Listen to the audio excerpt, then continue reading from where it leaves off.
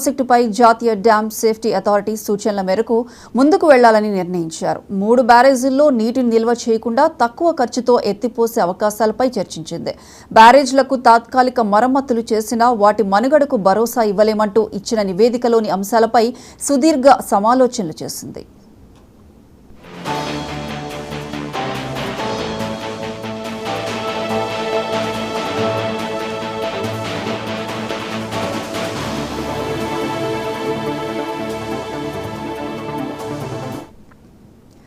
June 2 నాటికి తెలంగాణ రాష్ట్రం ఏర్పాటై 10 ఏళ్లు అవుతుంది. అందులో భాగంగా కాంగ్రెస్ అగ్ర నాయకురాలు సోనియా గాంధీని అవతరణ దినోత్సవాలకు ముఖ్య అతిథిగా ఆహ్వానించాలని, ప్రజా కార్యక్రమం ఏర్పాటు చేసి సన్మానించాలని తీర్మానాన్ని మంత్రి మండలి ఆమోదించింది. కాళేశ్వరం బ్యారేజీల మరమ్మతుల ఖర్చును నిర్మాణ సంస్థలే భరిస్తాయని, ఎల్ఎన్టీకి తప్పుడు సర్టిఫికెట్లు ఇచ్చిన ఇంజనీర్లపై చర్యలు తీసుకుంటామని తెలిపారు. రాష్ట్రంలో ఏర్పాటు చేయనున్న అమ్మ ఆదర్శ పాఠశాలలపై మంత్రివర్గ ఉపసంఘం అధ్యక్షుడిగా శ్రీధర్ బాబును నియమించినట్లు పేర్కొన్నారు. ప్రైవేటు పాఠశాలలో ఫీజుల నియంత్రణకు కమిటీ వేసే ఆలోచన ఉందని చెప్పారు.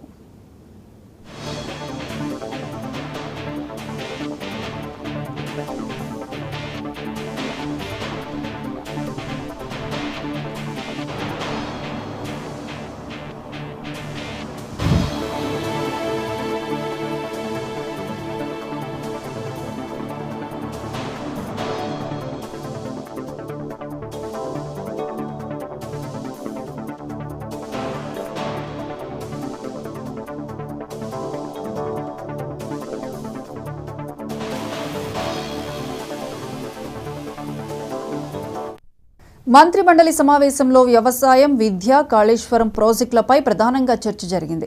రాష్ట్రంలో యాసంగిలో ఇప్పటి వరకు రైతుల నుంచి 36 లక్షల టన్నుల ధాన్యాన్ని పౌర సరఫరాల సంస్థ ద్వారా సేకరించామన్నారు.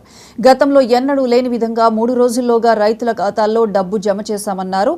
ఇంత వేగంగా నగదు చెల్లించడమే కాకుండా ముందస్తుగా ధాన్యం సేకరించిన సందర్భం దేశంలో ఇదే తొలిసారన్నారు.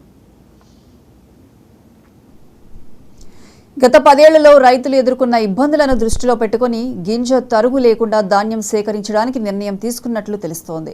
గత 10 రోజులుగా పడుతున్న అకాల వర్షాల కారణంగా ప్రత్యేక జాగ్రత్తలు తీసుకున్నా కొన్ని చోట్ల ధాన్యం తడిసిందన్నారు.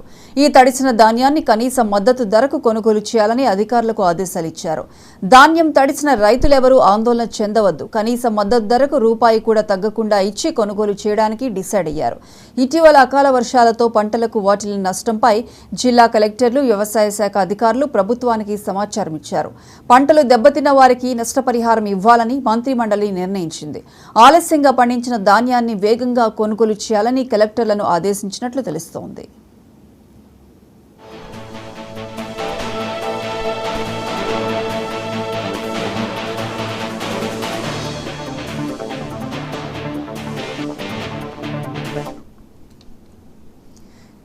నిన్న జరిగిన తెలంగాణ కేబినెట్ సమావేశానికి సంబంధించి పూర్తి అప్డేట్స్ మా ప్రతినిధి రిషికేష్ ఫోన్ లైన్ అందిస్తారు. రిషికేష్.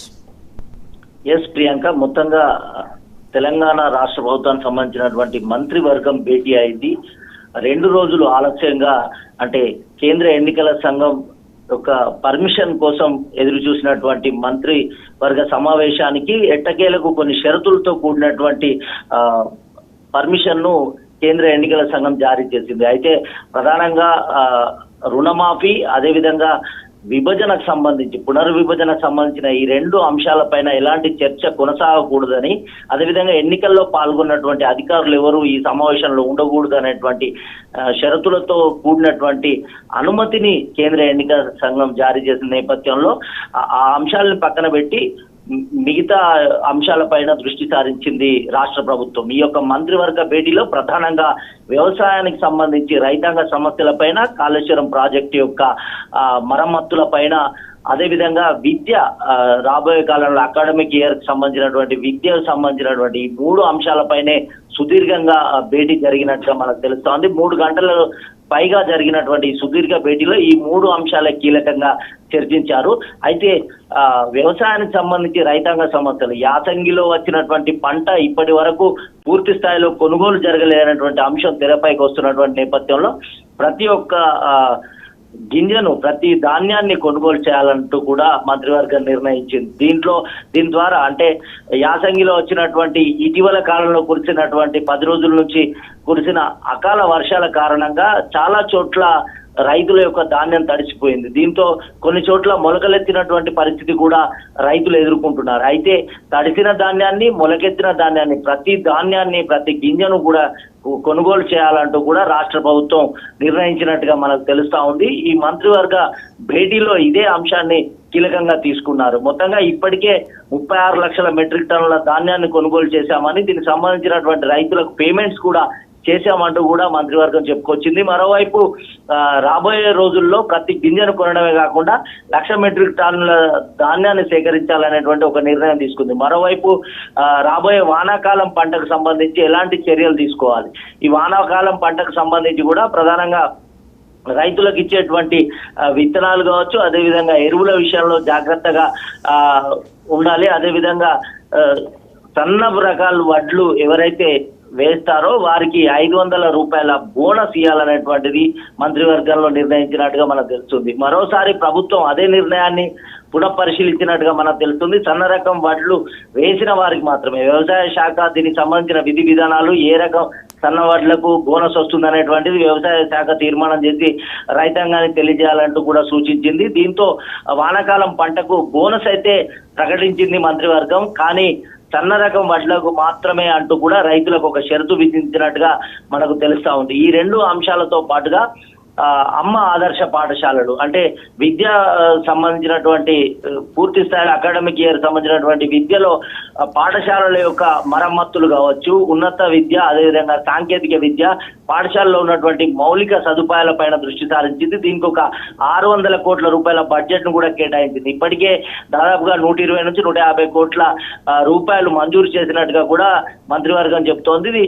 దీంట్లో అన్ని రకాల స్వయం శక్తి సంఘాలతో పాటుగా మంత్రివర్గ ఉప సంఘానికి చైర్మన్ గా మంత్రి శ్రీధర్ బాబు నియమించారు. దీనికి సంబంధించి కూడా పాఠశాలలో మౌలిక సదుపాయాలు కల్పించడమే కాకుండా ఉన్నత సాంకేతిక విద్య, ప్రభుత్వ పాఠశాలలో విద్యా బోధన పెరగాలి, చదువుకునేటువంటి విద్యార్థులు పెరగాలి, సంఖ్యను గణనీయంగా పెంచాలనేటువంటిది దృష్టి సారించినట్టుగా తెలుస్తోంది. గతంలో రేషనలైజేషన్ అనే పద్ధతి ద్వారా మూసివేసిన పాఠశాలలను కూడా తిరిగి పునః ప్రారంభించాలనేటువంటి అంశాన్ని ఈ యొక్క మంత్రివర్గ భేటీలో చర్చకు వచ్చినట్టుగా మనకు తెలుస్తా ఉంది. మరోవైపు ప్రధాన సమస్యగా తాగునీరుకు సమస్యగా ఉన్నటువంటి కాళేశ్వరం ప్రాజెక్టు పైనే పూర్తి స్థాయిలో మరొక అంశాన్ని మంత్రివర్గం తీసుకున్నట్టుగా మనకు తెలుస్తా ఉంది. ఇప్పటికే నేషనల్ డ్యామ్ సేఫ్టీ అథారిటీ అనేకమైన సూచనలు చేసింది.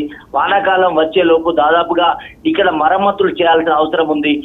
ఈ యొక్క అంటే మేడిగడ్డ కావచ్చు, అన్నారం, చుందిల్ల ఈ 3 ప్రాజెక్టులకు సంబంధించి కూడా ఈ బ్యారేజీల యొక్క మరమ్మతులు చేయాలి. 100 కోట్లకు పైగా మరమ్మతులు చేయాలి. ఆ తర్వాత ఫ్రీ ఫ్లో కండిషన్ లో వానాకాలంలో వచ్చే వరద నీరు ఏదైనా కూడా పూర్తిగా ఫ్రీ ఫ్లో కండిషన్ లో కూడా పంపించేసేయాలి. లేదంటే 3 బ్యారేజీలు ప్రమాదకరమైన పరిస్థితుల్లో ఉండేటువంటి అవకాశం ఉందనేటువంటిది ఇక్కడ తెలిసింది.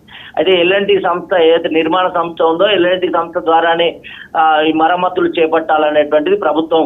దీనికి ఆల్టరేషన్ ఏముంది, కాళేశ్వరం ప్రాజెక్టుకు సంబంధించి కూడా ఒక ర్యాక్ సంబంధించినటువంటి ఒక నిర్మాణాన్ని కూడా చేపట్టాలనేటువంటి ఆలోచనలో ఉన్నట్టుగా తెలుస్తోంది. ఇప్పటికే నీటి బుంగలు ఏర్పడడం, పియర్స్ కుంగిపోవడం అనేటువంటి అంశాలపైన పగుళ్ల పైన మరమ్మతులకు పూర్తి స్థాయిలో మంత్రివర్గం నిర్ణయించింది. దీనికి సంబంధించి ఎట్లాంటి సాధ్యాసాధ్యాలు ఉన్నాయనేటువంటిది నేషనల్ డ్యామ్ సేఫ్టీ అథారిటీ యొక్క సూచనలు, నిర్ణయాల మేరకే ప్రభుత్వం ముందుకు సాగుతుందంటూ కూడా ఒక ప్రకటన చేశారు. మరోవైపు జూన్ 2వ తేదీతో 10 సంవత్సరాలు ముగుస్తున్నటువంటి నేపథ్యంలో ఈ దశాబ్ది ఉత్సవాలు, తెలంగాణ అవతరణ దశాబ్ది ఉత్సవాలను జరపాలనేటువంటిది మంత్రివర్గం నిర్ణయించినట్టుగా మనకు తెలుస్తోంది. దీనికి ప్రధానంగా కాంగ్రెస్ అగ్రనాయకురాలు సోనియా గాంధీని తీసుకురావాలని, ఇక్కడ ఆమెకు ప్రత్యేకంగా సన్మానం చేయాలని, అంటే తెలంగాణ ఉద్యమంలో పాల్గొన్న నాయకులు కావచ్చు, అదేవిధంగా అనేకమైనటువంటి ఉద్యమకారులు కావచ్చు, వీరందరికీ కూడా